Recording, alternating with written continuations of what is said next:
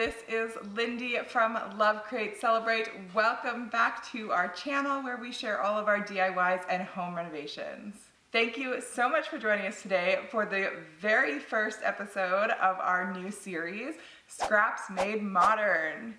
What we are doing is taking some pieces of scrap wood that we've used from previous projects or renovations and turning them into new modern decor. As you can see, we get a lot of scrap wood in our house. We have tons of scrap wood and I knew there had to be a better way to use it. So now I'm finally taking all those scraps from renovations, DIY furniture builds, and DIY projects and turning them into something functional and usable. So this is our scrap piece of pine board. It was left over from another project and I am going to start by sanding it down and then turning it into something new.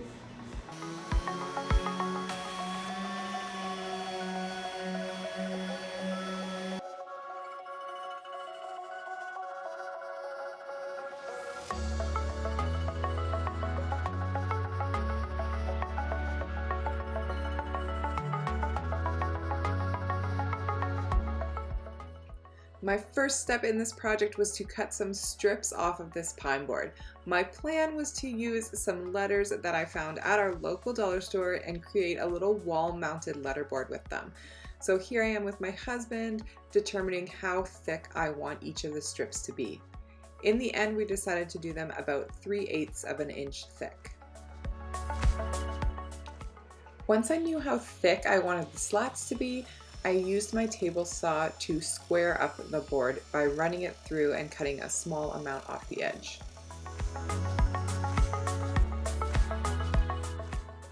Then I used the table saw to cut 6 individual strips for my letterboard.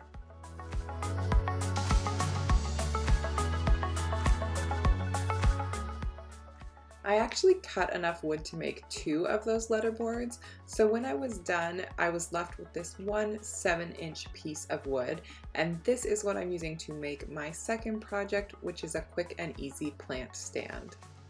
So I'm going to switch gears quickly and show you how I cut out the pieces for this stand, starting by drawing a line at 7 inches to make my square platform. Then I moved over to the miter saw and cut out that piece.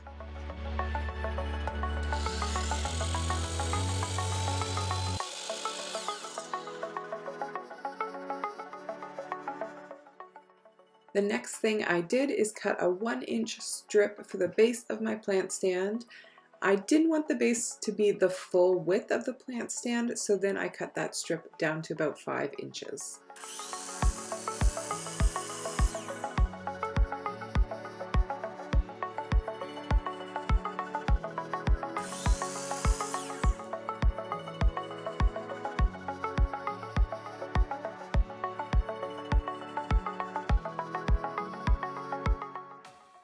When I was happy with the look of that piece, I decided to cut another 1-inch strip for the other side. My plan was just to create a little X underneath as a platform for the plant stand. When I was ready, I cut that strip into 2 pieces that were both 2 1/8 long. Next, I sanded down everything so that I could get ready to finish it. And my husband mentioned several times how lucky I was that he had his workbench with these easy clamps to hold all of my small pieces.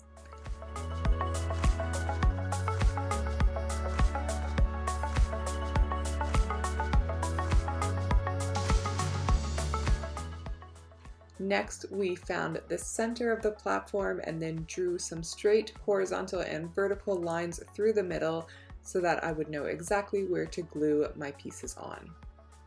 I was going to nail these pieces in place as well, but the nails we had at the time are too long and we're going to go straight through the platform, so I opted to just glue it instead, which was very strong. It doesn't really need nails because there's not going to be any pressure on this section anyways.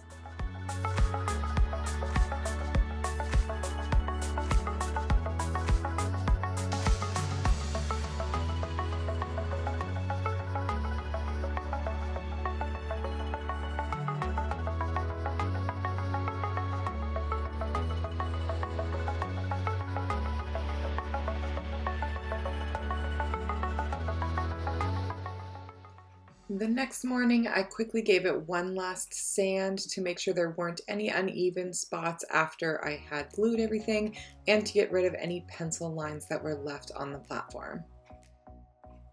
Then I finished the piece by staining it with my favorite dark stain and varnishing it because I wanted to make sure it was protected in case any water spilled out of any planters that sat on it.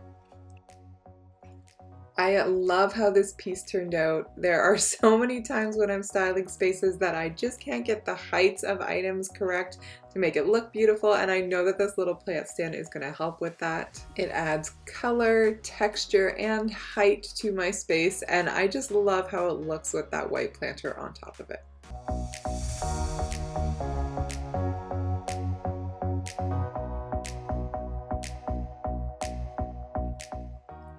Now we will move back to that project I started at the beginning, which is cutting the slats for my wall-mounted letterboard. We already had the slats, so my next step was to create a groove along the length of each one of these boards.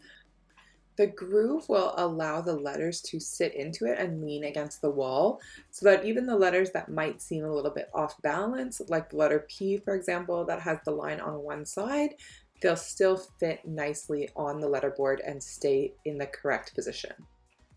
I set the blade so that it wasn't quite centered in these slats, but a little bit closer to the wall side. Once the blade was set, I carefully ran each of the slats through the table saw.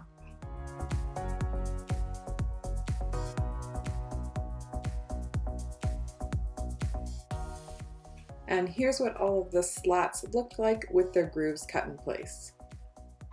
In order to mount these guys to the wall, we wanted to pre-drill the holes in them.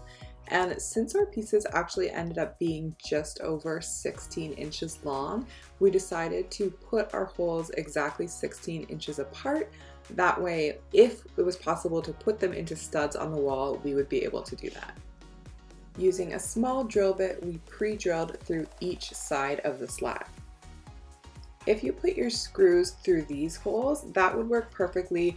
The screw would sit out a little bit from the slat when it was on the wall, but it would still work.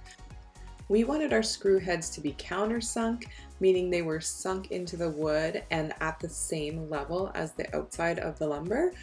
So we used another drill bit about the size of our screws and drilled a little ways down so that the screw would be able to sit into the wood. We used our finish piece as a template for where we wanted our holes to be in all of the other slats. And then Russell got to work drilling the pilot holes and then the countersunk holes in each side of each slat. And don't forget to double check them to make sure that your groove is closer to the wall than the outside edge.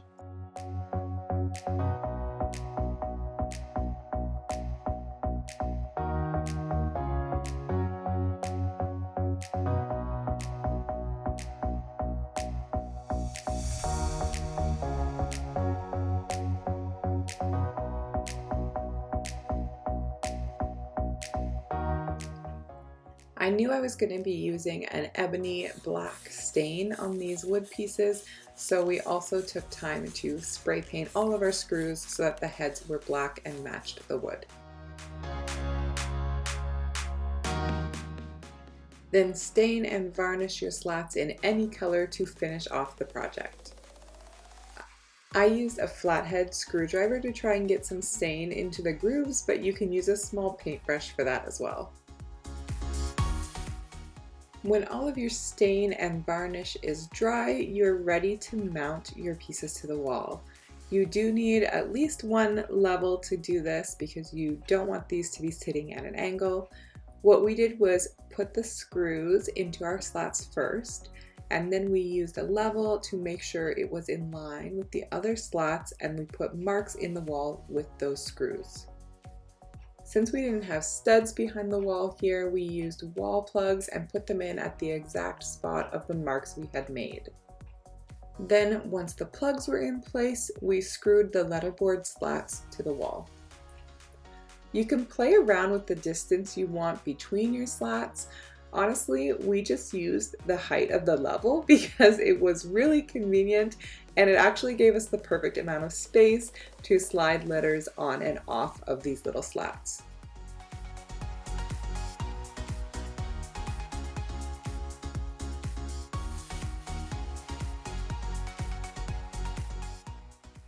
I love how this wall-mounted letterboard turned out. We just hung it up on a wall for now so that we could photograph it for you guys, but it's probably going to get moved into one of our upcoming room renovations, so stay tuned to see it styled in another room soon. Thank you so much for watching. I really hope you liked those two projects. If you did, please give this video a thumbs up and let me know which one was your favorite in the comments below. Also, if you have any other ideas for scrapwood projects, leave those in the comments. I would love to hear your thoughts and make some of those ideas happen. Thank you so much for watching. Bye!